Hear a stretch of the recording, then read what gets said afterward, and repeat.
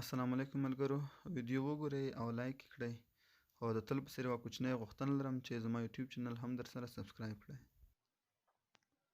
ولسمشر غني ټینګار کړی چې دا ډله کولی شي ولس ته د خدمت بهیر لا ګړندی کړي او دولتي نظام له فساد، تعصب او نورو ستونزو پاک کړي.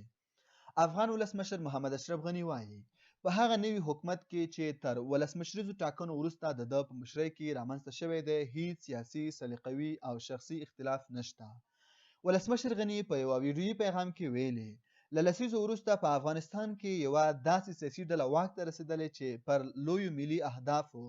د اساسي قانون په چوکاټ کې د واک پر جوړولو او له ټاکنو وروسته په رامنځته شوي مشرتابه یوه خوله دی.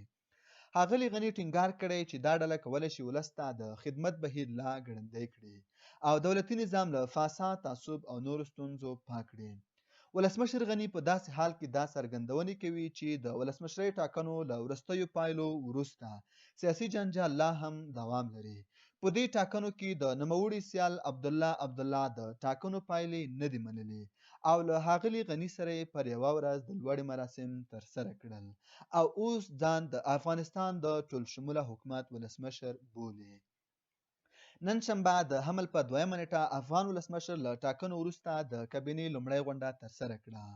ولسمشر غني د خپلې لوړې په مراسمو کې ویلي وو چې د اوس لپاره د ملي وحدت حکومت کابینه خپل کار ته دوام ورکوي او له سلا مشورو وروسته به نوې کابینه جوړیږي. بل ورته د امریکا حکومت یو ځل بیا پر افغان سیاسي مشرانو غږ کړی دی چې خپلمنځي اختلاف ختم کړي او داسې یو حکومت جوړ کړي چې د دوی په وینا ټولو ته د منلو وړ وي. د امریکا د بهرنیو چارو وزارت په دې تړاو یوه ټویټري پیغام کې ویلي په داسې وخت کې چې کورونا وایروس په ګرده نړۍ کې په خپرېدو دی، افغان مشران باید اوس خپلو خلکو ته د سیاست پرتله سولې ته تر بل هر وخت ډېر لومړیتوب ورکړي.